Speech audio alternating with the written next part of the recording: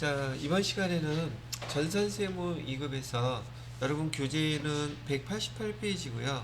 교재 188페이지 보시게 되면 과세표준하고 매출세액이라고 나와 있어요. 물론 여러분들이 다 배웠던 내용들이긴 하지만은 여기서 뭐 특별한 건 없어요. 회계 1급 때 배우셨던 내용들을 교재에서 정리를 해드리려고 하는 것이죠. 자, 여기 과세표준이라고 하는 말은 부가세법에서 우리 앞선 시간에 재화의 공급 시기를 배웠거든요. 재화의 공급 시기는 바로 그 공급 시기에 여기 과세표준이 결정이 돼요. 부가세법에서는 공급가액을 갖다가 과세표준이라고 부르는데, 여기 공급가액이 매출에 대한 공급가액도 있고 매입에 대한 공급가액도 있는데, 그 중에서 매출에 대한 그 공급가액을 부가세법에서는 과세표준이라고 부른답니다. 물론 우리 재무회계 때는 이 과세표준을 매출액이라고 불렀던 것이기도 했죠. 그래서 이 과세표준, 공급 시기에 과세표준이 결정이 되고 세금계산서 발행해야 되고 수익 인식해야 된다는 이 네 가지 연결고리는 지난 시간에 이어서 계속 똑같다는 얘기고요. 지금 이 파트에서 과세표준이라고 얘기하는 것은 조금 전에 말씀드렸던 공급가액하고 매출액을 얘기해요. 물론 부가가치세는 제외한 것을 얘기한다 그랬죠. 뭐 여러분 그 필기 해드린 거에 보면은 그냥 알고들 계시는 거죠. 제가 이렇게 써놨을 거예요. 공급 대가는 공급가액, 즉 과세표준에다가 매출세액 더한 것을 공급대가라고 합니다. 예전에 했던 말이죠. 여기 11만원이라고 가정을 하면 공급가액은 10만원이라는 뜻이고 매출세액은 만원이라는 뜻을 갖고 있다는 얘기이기도 하고요. 자, 그래서 여기 공급대가, 공급가액, 매출세액 구성이 이렇게 되어 있습니다. 그 중에서 지금 우리가 배우고 있는 것은, 복습하고 있는 것은 이 공급가액에 대한 거예요.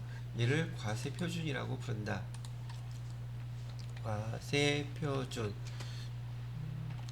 우리 재무회계에서는 얘를 매출액이라고 불렀던 항목이고요. 그러면 이 공급대가는요? 공급대가라는 말은 우리 회계에서는 공급가액하고 세액 합친 말을 갖다가 우리는 외상 매출금이라고 불렀던 거죠. 즉 재무회계에서 쓰는 용어와 부가가치에서 쓰는 용어, 그 앞으로 배울 소득세법에서 쓰는 용어들이 재무회계에서 쓰는 용어하고 어떤 내용인지를 갖다가 용어를 잘 구분을 해 놓으셔야 되고, 요 다음 시간에 배우기도 하겠지만 외상매출금, 공급대가, 그 다음에 대손세액에서 대손금, 이 내용들은 다 같은 용어들이에요. 즉 공급가액에다가 매출액을 더한 개념이라는 것도 알아두시면 되겠습니다. 보통 우리가 일반적으로 얘기하는 일반적인 공급가액은 그 금전을 받은 대가, 금전 대가 받은 거요. 여러분이 매장 같은 데 가서 돈 내고 받은 거 있죠? 그게 공급가액이에요. 이 공급가액이란 의미는 조금 전에 말씀드렸던 것처럼 부가가치세는 우리 거 아니니까 부가가치세는 빼야지 돼요. 부가가치세까지 돈 다 받았다고 11,000원 받았다고 공급가액이 11만원이에요 이렇게 얘기하면 안 된다는 얘기죠. 자, 그러면 금전 이해 받을 때 공급가액은 어떻게 결정돼요? 시가. 그 다음에 부당하게 저가를 받았다면 그거 인정 안 한다 그랬었죠. 그것도 시가. 지난번에도 회계 1급에서 설명드렸을 때 만약에 외화로 받게 되면요, 공급 시기 전에 외화로 받았을 때는 얘를 갖다가 환가액으로 계산한 것이 공급가액이에요 라고 얘기했었죠. 그래서 예를 들어 드릴 때 이런 거죠. 자, 회사에서 우리 재화를 1,000달러 수출을 한다고 가정하면은 얘 환가를 갖다가 계산하라는 여기 지금 위에 있는 설명을 갖다가 저 밑에다가 예를 들어 놓은 거예요. 지난번에 노트에도 적어드린 것이기도 하고요. 자, 그러면 지금 우리가 10월 1일 날 통장에 이 1,000달러가 입금이 됐대요. 근데 이 재화의 선적일은 25일이에요. 그럼 선적일 전에 돈이 먼저 입금이 됐죠. 그래서 제가 예를 들어 드릴 때도 지난번에 코로나 때문에 세계 각 나라에서 우리나라에서 진단키트를 사기 위해서 돈 먼저 보낸다 그랬죠. 돈 먼저 보낼 테니까 물건 줘. 근데 우리 보편적으로는 물건을 받고 그 다음에 돈을 주는 게 보편적이잖아요. 이렇게 선적일 전에 입금이 먼저 됐을 때, 즉 공급 시기 전에 돈이 입금이 되면 이 환가액이 바로 공급가액이라는 얘기예요. 그러면 환가액은 얼마인데요? 여기 지금 1달러당 10월 1일날 1,000원이라고 했으니까 1,000원에 1달러에 1,000원이면 여기 환가액은 100만원이 됐겠죠. 그래서 공급가액은 100만원이 돼요. 근데 만약에 여기 밑에 나와 있는 대가 외화이긴 한데 공급 시기 이후에 돈을 받게 되면 얼마가 되는데요. 그거는 무조건 선적일이 기준이에요. 선적일 이후에 돈 들어오는 거는 선적일 날 그 기준이 과세표준이고요. 그 공급가액이기도 하고요. 그 이후에 들어오는 것은 환율이 다르다 할지라도 얘는 외환차익이나 외환차손으로 정리하면 되지, 과세표준은 선적일 이후에는 의미가 없다. 왜? 선적일이 기준이기 때문에. 그런데 이렇게 선적일 전에 먼저 돈이 들어오게 되면 환가 해가지고 환가 금액이 바로 공급가액이 된다. 요거는 지난번에 한번 설명했던 내용이죠. 바로 여러분 교재에서는 요 용어만 나와 있지 이 의미가 어떤 건지 설명이 안 돼 있는지라 제가 예를 들어서 설명해 드렸다고 얘기를 했었죠. 자, 그 다음에 거래 형태별로 공급가액은 지난번에 공급시기 설명하면서 나왔던 내용들 계속 반복해서 나온다고 그랬었죠. 여기 거래 형태별 공급가액은 외상이나 할부 판매인 경우 받은 금액, 그 다음에 장기 할부 판무, 얘네들은 대가의 각 부분을 받기로 한 때, 받기로 한 금액이 되겠죠. 여기서 이제 한때라고 할 게 아니라 금액으로 제가 바꿔줘야 되겠네요. 한때가 아니라 받기로 한 금액, 계약서에 써져 있는 부분을 얘기하는 거예요. 이렇게 해놓으면 지난번에 내용과 똑같이 반복 복습됐던 항목이라 어렵지는 않으실 것 같고요. 자, 그래서 거기에 대한 내용들이 어디에 적혀 있느냐, 188페이지에 보시게 되면 과세 표준의 계산, 그 다음에 2번에 보시게 되면 그 재화 또는 용역에 공급할 때 공급가액은 어떻게 정해요? 공급 시기에 공급가액, 과세 표준 어떻게 정하는지 일반적인 공급가액 제가 여기다 정리해 놓은 것이고요. 그 다음에 밑에 거래 형태별 공급가액은 제가 오른쪽에다가 정리를 해 놓았습니다. 그 다음에 여기서 용어, 예를 들어서 환가라는 금액이 공급전 여기다가 환가액이 공급가액이에요 라고 써놓으면 조금 더 이해하기가 쉬워지시겠죠. 자, 지금 과세표준에 대해서 설명하고 있어요. 근데 이거 세무 2급에서도요, 세무 회계 1급에서도 과세표준이 문제가 많이 나와요. 제가 양대 산맥이라고 했던 그 뭐죠? 재화에 간주 공급하고 그 다음에 그 불공사 요것뿐만이 아니라 과세표준이라는 게 부가세법에서는 얘가 기준으로 부가가치세가 부과되기 때문에 과세표준이 뭔지를 많이 물어본단 말이죠. 그래서 과세표준은 여러분이 익히 보아왔던 것들이니까 아 이렇구나 생각하시면 되겠고요. 이 과세표준하고 연결돼서 지난번에도 설명해드렸던 내용 중에서 과세표준을 결정할 때 과세표준에 포함시켜야 되는 거, 포함시키면 안 되는 거, 과세표준에서 공제하지 않는 거 세 가지는 꼭 기억해 두세요 그랬었죠. 자, 요게 이제 다음 파트에 이렇게 나와요. 똑같이 과세표준은 앞에 있는 내용 그대로 써놨는데요. 이제 과세표준을 정할 때 공급가액에 포함하는 거, 공급가액에 포함하지 않는 거, 공급가액에 포함한다는 것은 여러분이 판매자라고 생각해 보세요. 판매자 입장이라면 여기 이자 상당의 운송보험료, 그 다음에 산재보험료, 운송비, 포장비 이런 것들은 다 뭐에 속한다 그랬었냐면 매입세액, 부대비용에 속한다 그랬단 말이죠. 그래서 판매자라고 생각한다면 이래 부대비용은 과세표준에 당연히 다 포함시켜야 되겠죠. 그러나 이거는 여러분들이 이쪽 공급가액에 포함을 시키면 안 되는 것들은 여러분들이 구매자라는 입장에서 보게 되면 얘네들은 포함시키면 안 되겠죠. 그래서 우리 매출을 했는데 애누리, 보통 애누리, 그다음에 환입, 할인 이런 것들은 매출된 금액에서, 즉 과세 표준에서 다 빼줘야지 되는 거죠. 포함시키면 안 된다는 얘기예요. 재무회계 배웠던 것처럼. 또 도달 전에 그 재화가 파손, 훼손됐다면 당연히 여러분들은 돈 낼 리가 없다 그랬었어요. 그다음에 국고보조금이나 공공보조금 받는 것이 있다면 직접 관련이 없으면 공급가액 포함시키면 안 되죠. 근데 관련이 있다면, 시험 문제에서는 관련이 있다 한 글자를 이렇게 바꿔놓을 때도 있어요. 그래서 이렇게 공급가액에 포함을 시켜야 된다. 포함시키면 안 된다는 거 얘기하는 거고요. 그다음에 지난번에 설명해 드렸던 연체이자, 용기대금, 그다음에 포장비용, 봉사료, 임차인의 수도요금이나 등등 관련된 요금들, 이런 것들은 과세표준에 포함시키면 안 된다고 제가 얘기해 드렸었죠. 이렇게 두 가지 과정을 통해서 이렇게 공급가의 과세표준이 결정되면은 그 다음에 과세표준에서 공제하지 않는 거, 요 세 가지는 별도 항목이기 때문에 꼭 암기해두세요 그랬죠. 시험 문제에서 나오게 되면 얘는 아예 손대면 안 된단 말이죠. 뭘 할 때? 과세표준을 결정할 때, 문제에서 얘를 보기 주더라도 얘는 없는 것 생각해서 금액, 내용 아무것도 신경 쓰면 안 돼요. 과세표준을 결정할 때는 이 두 가지 해당되는 사항만 반영해 주시면 된다는 얘기죠. 이것도 지난 회계 1급 때 써드렸던 거 그대로죠.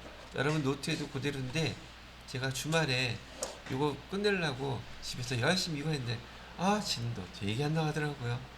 자, 또 잠깐 쉬었다가 설명해 드리도록 하겠습니다. 자, 조금 전에 설명해 드렸던 이 과세 표준에 대해서 우선 과세 표준을 결정해야지 되는데, 금액으로 따진다 그러면 한번 예를 들어 볼까요? 문제도 지난번에 잠깐 보여드렸던 것 같기는 한데, 자, 지금 우리가 과세 표준이 기본적으로 여기 10,000원이라고 가정을 해요. 그러면 과세 표준에다가 더해줘야 되는 것들은 부대비용들이라 그랬잖아요. 판매하면서 부대비용이 들어갔다, 그게 500원이라면 이자 상당액은 500원 이렇게 더해줘야 되겠죠. 부대비용들이니까. 근데 우리가 또 이 재화를 사갖고 오는데 운송료가 됐던 보험료가 됐던 포장비가 됐던 그런 게 발생한 금액이 300원이라면 얘도 부대비용이니까 더해줘야 되겠죠. 그죠? 자, 그런 다음에 만약에 여기서 반품이 있었다거나 환입, 매입, 매출 할인이 있었다면 그 금액은 빼줘야 된단 말이에요. 그죠? 그러면 여기서 빼주란 얘기예요. 200원. 그 다음에 도달 전에 파손한 부분이 있다. 뭐 그거 빼줘요. 그러면 우리 돈 낼 거 아닐 테니까요. 그 다음에 국고보조금이나 그 관련이 없는 그게 포함이 되어 있다 그러면 그것도 빼주고, 연체이자 이런 것들은 여기 포함시켜주는 거 전혀 아니죠. 그래서 과세표준을 결정해 보세요. 그러면 공급가의 과세표준은 얼마가 되겠어요? 이렇게 써. 지금 1,500원 과세표준이 결정됐단 말이에요. 근데 여기 판매정려금 또는 대송금, 하저부정금 관련된 게 금액이 얼마 있다고 알려줘요. 여기서 여기와 관련돼서 여기 지금 판매장려금이 지금 1,000원이 있었어요 라고 했을 때, 그러면 여기 해당되는 용어들 주어지고 얘도 하나 이렇게 뜩 끼워 놓게 되면은 이 판매장려금 여기다가 과세표준에다가 포함시켜야 되나 말아야 되나 이거 헷갈릴 거 아니에요. 얘 그냥 무시하라고요. 그럼 과세표준은 얼마예요? 1,500원. 그래서 과세표준에서 결정할 때 여기 과세표준에서 공제하지 않는다는 건 이런 항목들은 절대 손대면 안 된다는 얘기예요. 무슨 말인지 이해되셨죠? 자, 지금부터 이제 설명해 드릴 내용들은요, 여러분들이 그 세무 2급에서 사용되는 용어들이고, 기본적인 용어들만 제가 설명을 해 드릴 것이고, 차후에 이제 오늘 또는 내일부터 계속 실기하시게 되면 부가가치세 부속설이라는 거 작성할 때 사용될 용어들이니까 이런 게 있구나 정도 이해해 놓으시면 될 것 같아요. 자, 우리 그 재화의 수입 같은 경우에 과세 표준은 얘네들 관세나 개별 소비세나 주세나 할 거 없이 통관세나 할 거 없이 비용이 발생하게 되면 얘네들은 다 부대비용이죠. 그러니까 수입할 때 발생하는 부대비용들은 우리 재무회계에서처럼 부대비용 다 포함시켜주면 그게 과세 표준이 된다는 거. 내용 항목에 어려운 항목은 아니란 얘기죠. 자, 그렇게 해놓고 덕분에 제가 요거 요즘 되게 잘 사용해.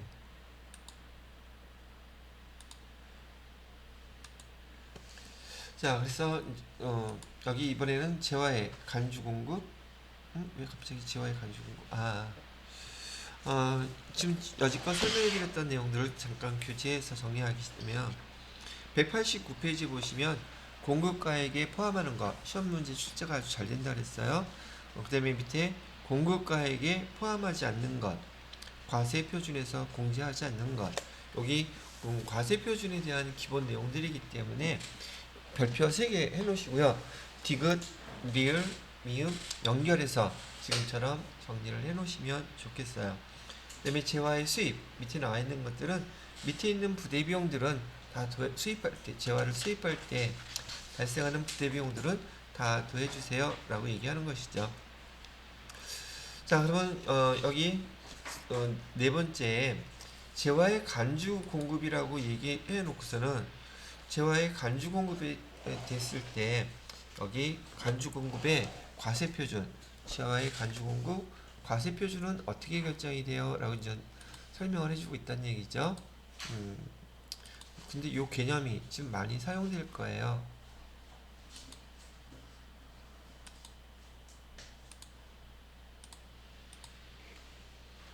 재화의 간주 공급 그래서 과세 표준은 어떻게 결정이 되는데요? 지금 이거 물어보는 거란 얘기죠.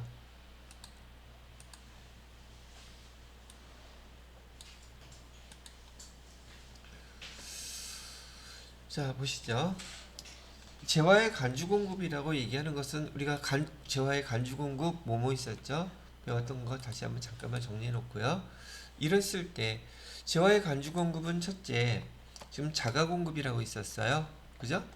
자가 공급 있었고 자가 공급 안에 면세사업 전용을 하게 되면 그죠? 그 다음에 자가 공급에서 두 번째 거는 우리 1000cc라고 얘기했었죠.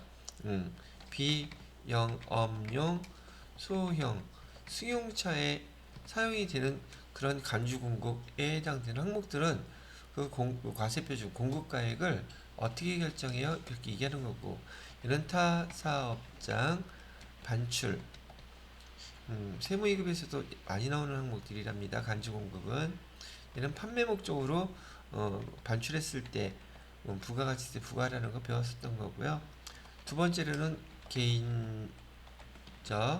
공급 그 다음에 세 번째로는 사업상 증여 네 번째로는 폐업시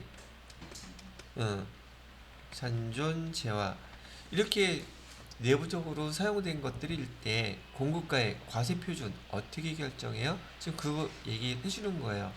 그래서 이런 항목들 중에서요 재화가 공급됐는데 과세 표준의 결정은 다음과 같이 계산을 하래요. 지금 여기 오른쪽에 보시게 되면 상각률이라고 되어 있죠. 상각률이라는 것은 지금 감가상각 자산일 때 자가 공급할 수 있고 개인적 공급할 수 있고 사업상 중에 다 할 수 있잖아요. 그래서 감가상각 자산을 갖다가 크게 두 가지로 나눕니다.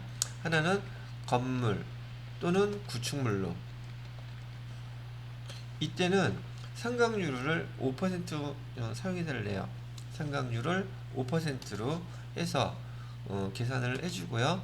그 다음에 감가상각 대상 자산인데 그 이외에는 다 기타 감가상각 자산으로 해가지고서는 상각률을 몇 퍼센트로 해주게 되냐면 25%로 해주라고 계산을 하랍니다.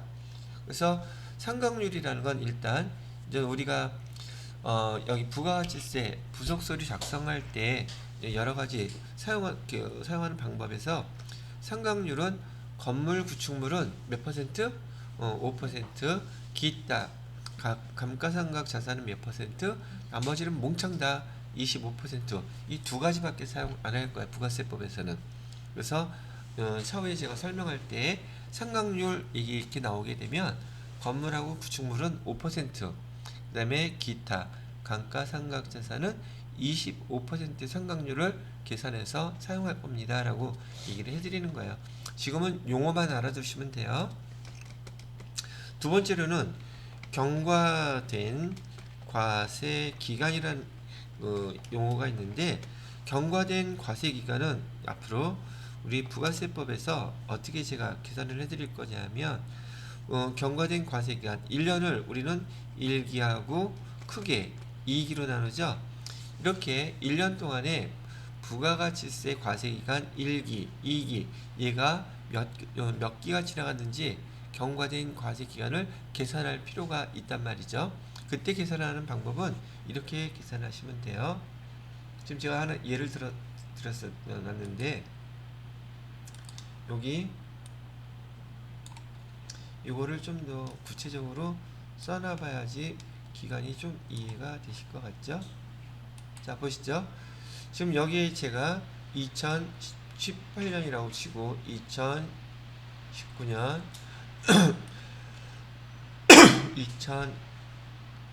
2020년 2021년 이 정도로 한번 해볼게요. 그래서 여기는 지금 2019년부터 하는 게 좋겠다. 2020년 2021년. 근데 예를 들어서 이 자산을 갖다가 취득한 날짜가 2월 15일이라고 가정을 해볼게요. 2월 15일 날 취득을 했고요. 우리는 지금 이익이 확정신고인 여기 12월 31일 날 얘를 갖다가 신고를 하려고 한다고 계산을 하려고 친다고 하면, 지금 우리가 알고 있던 부가세 과세기간은 1년에 1기, 2기 두 개가 있어요. 그죠? 근데 2월 15일 날 취득을 했다면 취득한 기간의 그 기수는 무조건 포함합니다. 경과된 과세기간에. 그러면 2월 15일 날 취득했다면 1기는 6월 30일까지가 되겠죠. 그럼 6월 30일까지가 1기, 즉 경과된 과세기간 하나에 포함되는 거고요. 2기도 있었겠죠. 2기도 포함돼요. 2020년은 당연히 두 개가 다 포함되겠죠. 2021년은요 여기 포함되겠죠. 그리고 우리가 신고하는 과세기간은 제외합니다. 그러면 경과된 과세기간은 총 몇 개가 돼요? 5개가 되겠죠. 경과된 과세기간은 6개월 단위로 계산합니다. 그래서 나중에 제가 이제 부가세 부속서리 작성하면서 상각률이나 경과된 과세기간을 계산하라고 얘기를 해드리면, 이렇게 따지는 방법은 6개월 단위로 계산한다. 취득하는 기수는 무조건 포함시킨다. 그 다음에 신고하는 기수는 포함해서 제외한다. 얘가 경과된 과세기간을 계산하는 방법이에요.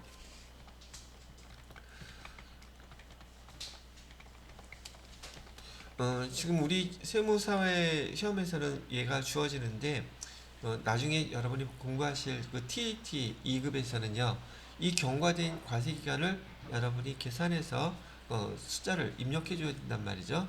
그러니까 경과된 과세기간과 여기 상각률 5% 뭐에 대해서는 건물, 구축물에 대해서는, 그다음에 과세기간에 대해서는 이렇게 계산하는 거구나.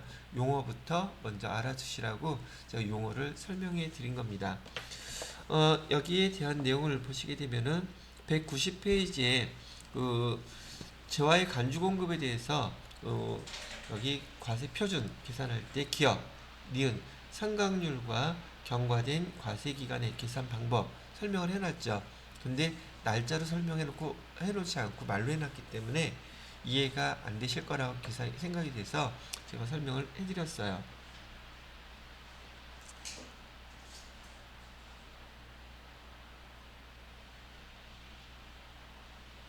자, 그렇게 설명을 해드렸고요. 그 다음에 190페이지에 2번에 보시게 되면 공급가액 계산 특례라고 되어 있으면서, 지금 여기서 지금부터 설명하는 것들은 그냥 대충 용어들만 한번 알아주세요.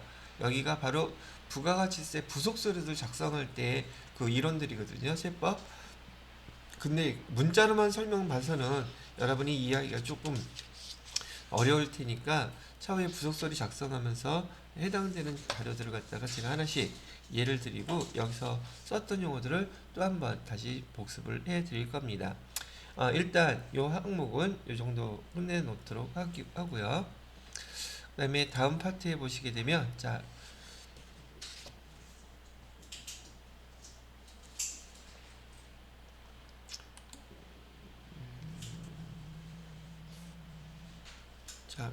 여기 화면 다시 지금 190페이지에 공급가액 계산 특례라고 되어 있죠. 공통사용 재화를 공급하는 경우 자 여기서 공통이란 말이 나오는데요. 이것도 그냥 용만 들어두세요. 자 화면에 보시게 되면 지금 교재에서처럼 공통사용이라고 얘기를 했는데 이 공통은 무엇을 의미하느냐면 여기 과세사업과 면세사업이 같이 있을 경우에요. 과세사업과 그다음에 면세사업을 같이 하는 경우 지난번에 이거 예를 갖다가 제가 뭐로 드렸었나? 기억이 안 했었나? 자 하나 예를 들어 볼게요. 지금 이 사업자는 말이에요. 화장품 종이로 만든 케이스 있죠. 화장품 케이스를 만들어 팔기도 하고요. 그 다음에 그 책을 만들어 팔기도 해요. 그러면 그 화장품 케이스와 책을 만들기 위한 원재료는 뭐가 되겠어요? 종이가 되겠죠. 과세사업은 여기 화장품 케이스, 그다음에 면세사업 할 때는 책을 만들어 팔고 있어요. 근데 이 사람은 종이를 사다가 원재료가 되겠죠. 종이라는 원재료를 사다가 지금 화장품 케이스도 만들어 팔고요. 책도 만들어 판단 말이죠. 근데 화장품 케이스는 과세사, 과세 품목이에요. 거기에 반해서 책은요, 면세 품목이죠. 사갖고 온 거는 원재료로서 종이가 똑같은데, 우리가 과세 사업에서 종이 사올 때 매입세 계산서 받으면, 걔 공제 다 받을 수 있죠, 매입세. 근데 만약에 면세 사업에서 사용한다면, 걔는 불공사항이니까 매입세 다 공제 안 해주겠죠. 그러다 보니까 얘를 갖다 정확히 나누어서 계산할 필요성이 생겼단 말이죠. 그래서 매입세액이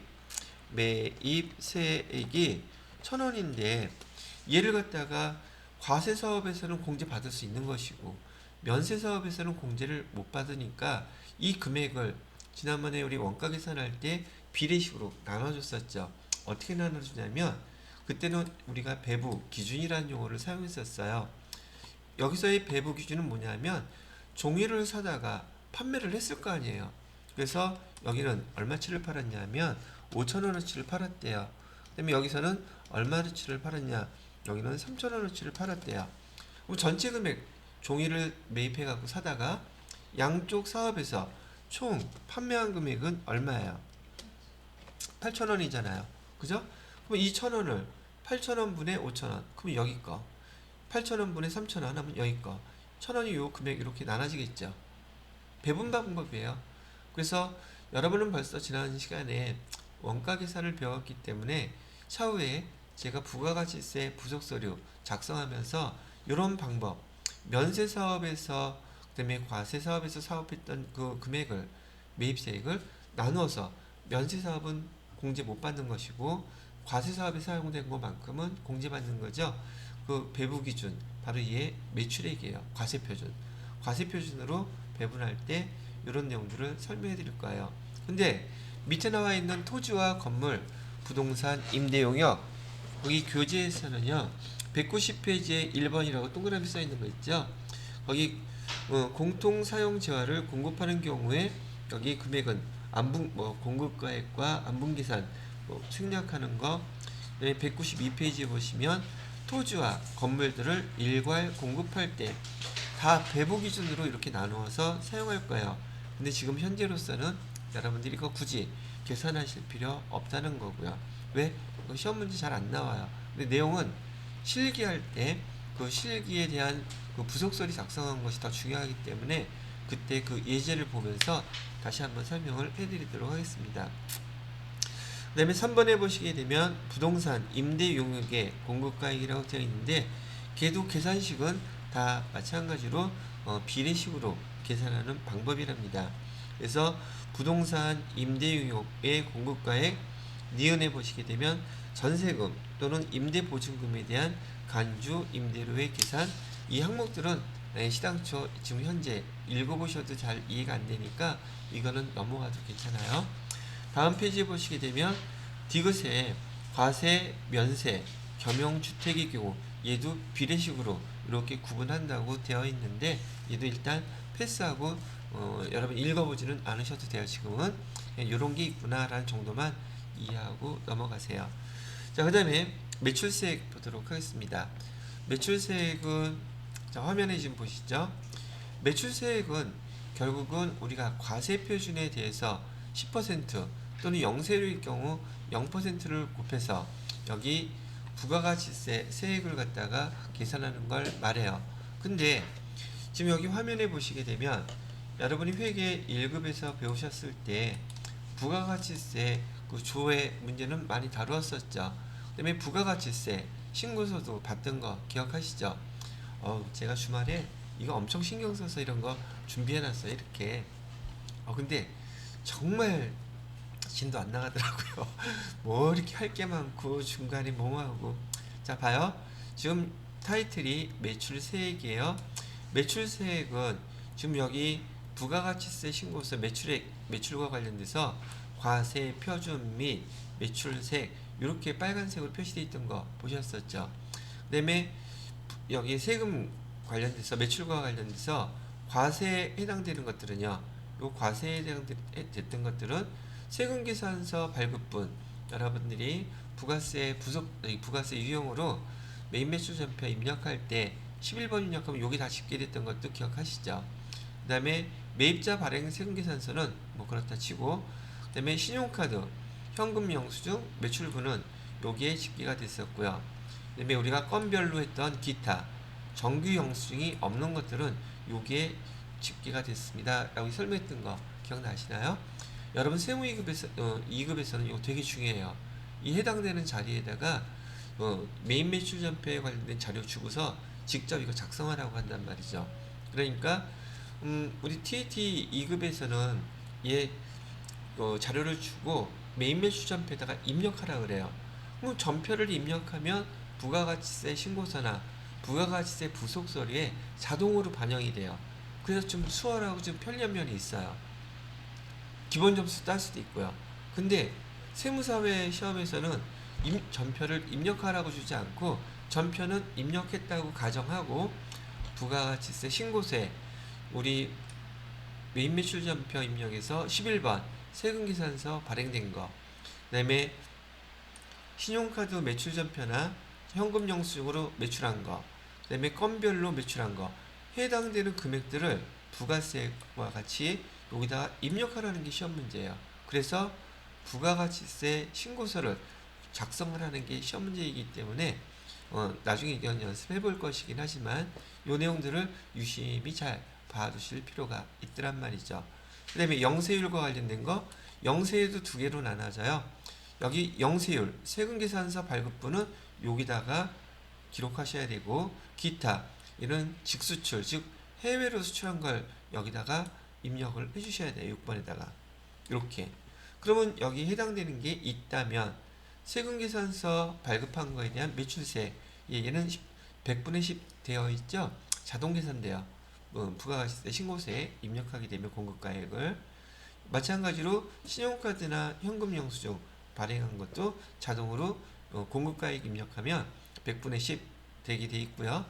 여기 영세율 세금계산서나 즉수출은 공급가액만 있을 것이며 여기 세액은 없겠죠. 영세율이기 때문에. 자, 그런 다음에 요 밑에 보시게 되면 예정신고 누락분이라고 했어요. 예정신고 때 누락한 거 여러분이 세무 2급에서도 예정신고 때 누락한 것을 확정신고 때 신고하면은 여기 예정신고 누락분에 요 숫자들이 쭉 반영이 된단 말이죠. 그게 세액이 있다면 매출 세액 포함이 되겠죠. 그 다음에 마지막으로 대손세액 가감 이렇게 되어 있는데, 대손세액은 우리가 거래처로부터 거래처 파산으로 인해서 받지 못하는 외상매출금이 있다면, 외상매출금을 기록하는 게 아니라 외상매출금 안에는 매출했을 때 부가세 예수금도 있죠. 부가세 예수금은 우리 돈 아니죠. 그래서 얘를 우리 거 못 받는데 세금까지 내가 내기는 억울하니까 얘 빼달라고 그 부가가치세 부속서류를 작성하잖아요. 그럼 부가세가 여기 마이너스로 표시가 돼요. 그럼 매출세액 전체에서 대손난 거 빠지면 나머지 합계금액이 우리가 매출 세액이 여기서 딱 결정이 되겠죠. 지금 그 과정을 이렇게 보여드린 거예요. 그래서 매출세액에다가는 뭐 더하래요? 과세표준에다가 10%, 예정신고 누락분 있으면 더하기 빼기 해줄 거, 더하기 해주실 거이고, 대손세액은 플러스가 날 경우도 있고 마이너스가 날 경우도 있는데, 얘는 얘도 부속서류가 있거든요. 세무 이거 우리 필기 나갈 때 대손세액 공제신고서라고 하는 작성을 하게 되면 여기 반영이 될 거예요. 그것도 우리가 오늘 내일 계속해서 배우게 될 겁니다. 자, 여기서 이제 설명해 드리고 싶었던 것은, 앞에 있던 내용들은 사실 전산 회계 1급 할 때 또는 지난번에 FAT 1급 할 때 여러분이 부가가치세 신고세의 모양을 봤던 것들인데, 지금 세무 2급부터는 좀 더 자세히 봐둬야 된다는 얘기예요. 이걸 여러분이 여기 손익구분 외우시는 것처럼 부가가치세 신고서도 지금 매출, 과세표준에 뭐 있다, 뭐 있다, 부가가치세 신고세의 그 용어들을 어디에 뭐 있다는 게 머릿속에 바로 떠올 수 있어야 된단 말이죠. 이것도 연습해보면 물론 계속 떠오를 거예요. 자, 이 중에서 지금 여러분들한테 여기서 설명해 드리고 싶은 것은, 앞에 것들은 조회할 때 해봤던 거지만 여기 대손세 가감이라고 되어 있는 거 있잖아요. 이게 어떻게 계산되는지 다시 한번 정리를 해보겠다는 얘기예요. 자세한 것은 실기할 때 또 해보기라고요. 첫 번째, 이 대손세 공제신고서는요, 대손세 공제신고서는 언제만 할 수 있냐면 확정 신고 때만 할 수 있어요. 예정 신고 때 할 수 있다, 없다? 그때는 할 수 없답니다. 자, 그러면 대손세 공제를 계산하는 방법이라 그랬는데, 자, 여기 화면 한번 보세요. 지금 우리가 거래처한테 상품을 10,000원 팔았어요. 그럼 매출 상품을 했으니 우리 받을 금액 제외에 10%는 부가가치세 받아야 되죠. 그래서 대변에다가는 상품 매출 10,000원, 부가세 수금 1,000원, 이렇게 해서 외상매출금을 지금 11,000원 이렇게 해놓았단 말이죠. 그런데 지금 이 거래처가 파산을 했대. 그러면 돈 받을 수가 없으니 외상매출금을 다 없애버려야 되겠죠. 그래서 외상매출금을 대변으로 다 빼주고, 지금 우리가 대손충당금이 전혀 없다고 했을 때, 대손충당금이 없으면 나머지 금액은 다 뭘로 처리해야 돼요? 대손상각비로 처리하셔야 되잖아요. 대손상각비를 11,000원을 대손상각비로 처리할까? 우리 거 10,000원만 처리할까? 우리 거 10,000원만 처리해야지 돼요. 왜? 부가세는 우리 거 아니니까. 그리고 여기 확정신고 때요. 확정신고 때 부가세 예수금에 대해서 대손세 공제신고서 작성해가지고 얘 앞에서 발생했던 부가세 예수금 세금 낼 수 없으니 빼주세요 라고 해서 부가세 예수금은 별도로 이렇게 그냥 빼주는 것이지 대손상각비를 처리하면 안 된단 말이죠. 세무 2급에서는 지금 제가 편의상 대손충당금이 전혀 없다고 가정하고 10,000원을 다 대손상각비 처리했죠. 근데 만약에 대손충당금이 6,000원 있었다면, 대손충당금이 얼마가 있었냐면 6,000원 있었대요. 그럼 여기 대손상각비 10,000원이 아니라 대손충당금 6,000원부터 먼저 사용하고 나머지 4,000원만 대손상각비 처리하셔야 된다는 얘기예요. 부가세 예수금까지 몽창 다 저기 대손충당금이나 대손상각비 처리하면 무조건 틀리게 되겠죠. 개념 이해하시겠어요? 그럼 요 거래에서 대손금은 얼마가 대손금이에요? 아까 제가 대손금 설명해 드렸었죠. 대손금이라는 용어는 뭐하고 똑같다 그랬어요? 다시 한번. 여기서 이게는 대손금을 거기 부가가치세 부속설이 대손금이라고 나왔는데 걔가 뭔 뜻인지 못 알아들으면 금액 엉뚱한 거 쓸 거 아니에요. 대손금은 뭐하고 똑같다 그랬냐면 외상 매출금하고 똑같은 용어라 그랬었죠. 그 다음에 대손금은 공급 대가하고 같은 말이에요 라고 했었잖아요. 그럼 이 거래에서 대손금은 얼마예요? 여기 11,000원이 대손금이에요. 이해되시겠죠? 그럼 대손 세액은 얼마예요? 대손금이 여기에 11,000원일 경우 여기에 대손 세액이 얼마냐고 물어보면 여러분 여기 나누기 지난번에 공급대가에서 공급가액하고 세액 나눠주는 방법이 나누기라면 1.1로 했었죠. 그죠? 근데 얘를 곱하기로 바꾸면 어떻게 돼요? 분수로. 이거 잘 틀리더라고요. 얘를 분수로 바꾸게 되면 100분의 10이 아니라 110분의 10이라는 거 잊어버리면 안 돼요. 110분의 몇으로 한다? 여러분들 요거 이론 시험 문제에서 얘 110분의 10이 아니라 100분의 10으로 놓고 틀린 거 찾으래요. 그건 실수하기, 십사하기죠. 그래서 제가 여기 대손세액 계산할 때요. 대손세액 계산할 때는 대손금에다가 여기 그래서 또 부가가치세 포함이라고도 써놨죠. 오케이? 나누기 곱하기 몇이라고요? 110분의 10이에요. 아시겠죠? 100분의 10이 아니라는 거 이거 구분하시라고 여기 써놨네. 그래서 외상매출금, 공급대가, 대손금이 같은 개념이기 때문에 대손금은 11만원에다가 11,000원에다가 곱하기 110분의 10으로 해주셔야 된다는 얘기예요. 계산기로 나눌 때는 그냥 나누기 1.1 하시면 돼요. 되셨나요? 자, 그러면 이 대손과 관련돼서 세무 2급에서 여러분들한테 그나마 중요하게 다루는 파트가 바로 이렇게 대손 처리를 해서 대손 처리할 부가세법에서 대손 처리할 때 어떤 경우에 대손 처리할 수 있냐는 거예요. 시험 문제에서 제일 많이 나왔던 것은 또 많이 언급됐던 것은 회계 1급에서 거래처가 파산했을 때 우리 회계 처리 요거 했었던 거 많이 배웠죠. 거래처가 파산했다고 누가 결정해요? 재무회계 회계 책임자가? 그 회사 사장이? 파산을 했다고 누가 결정하냐고요? 법원이 결정하겠죠. 법원의 판사가 결정하는 거예요. 그럼 법원의 판사가 이 회사 망했어 이렇게 했으니까 당연히 외상매출금 못 받게 되는 거라고 해서 이렇게 결정을 해드렸던 거예요. 자, 근데 여기 이제 세무 2급에서는 요게만 이상돼요. 물론 채무자가 사망했거나 실종됐거나 행방불명됐을 때 또 형의 집행, 형의 집행이 된다 그러면은 재산이 있다는 뜻이에요, 없다는 뜻이에요. 등등 상황이 안 좋은 뜻이죠. 근데 이런 것들은 좀 부정적이고 안 좋은 개념이라서 시험 문제에서 잘 안 내더라고요. 왜 기분 찝찝 하잖아요. 그래서 제일 많이 내는 것 중에 하나가 소멸시효가 완성됐다는 용어예요. 그래서 소멸시효가 완성됐다면 우리 뭐 청구할 수 있다? 대손세액 공제 신청할 수 있다.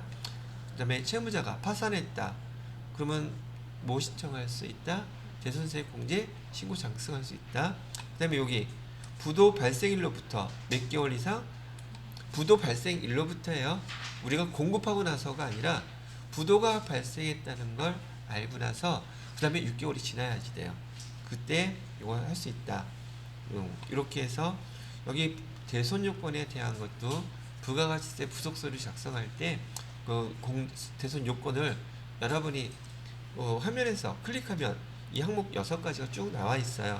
그래서 내용만 이런 거 있으면 대손세 공제에 신청할 수 있구나 그런 정도만 이해해 두시면 되겠습니다. 자, 여기에 대한 설명이요.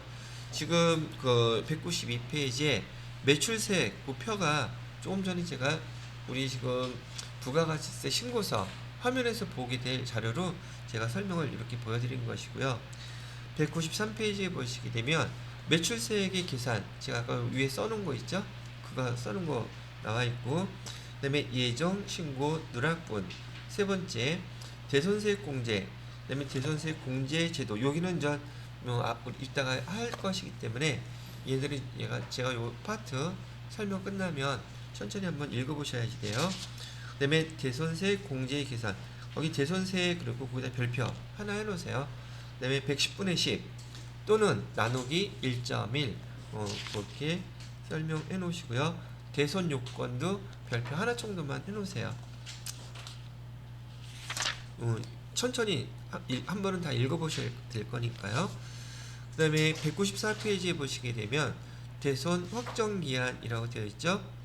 대손 확정기간은 공급일로부터 10년, 공급일이 중요해요.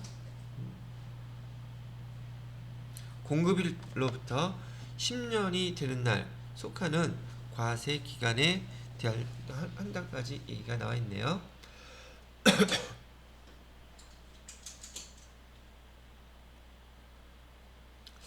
대손 확정 기간 10년 그렇게 기억해 두시면 되겠습니다. 그 다음에 대손세액 처리 방법은 매출 이건 회계 처리한 거 이걸 참고해서 보시면 되겠네요. 자, 여기까지 해서 매출세액에 대한 거 설명 한번 쭉 해드렸고요. 그런 다음에 10분 동안 10분 조금 더 남았죠. 지금은 제가 설명했던 파트 매출세액에서부터 여기 194페이지에 대손세액 처리 방법까지 제가 설명해 드린 내용을 바탕으로 해서 천천히 읽으면서 정독하세요. 아시겠죠? 그 다음에 확인예제 얘도 마찬가지로 지금 우리가 배웠던 파트에 대해서 시험 문제를 어떻게 물어보는지 문자로 질문하는 내용들을 한번 보시고 답은 밑에 있으니까 체크해서 보시면서 문제를 한번 이해를 해보시면 되겠습니다. 자, 그 다음에 10분 쉬었다가 다음 시간에는요 196페이지에 있는 매입세액 공제와 납부세액 계산에 대한 설명을 해드리도록 하겠습니다.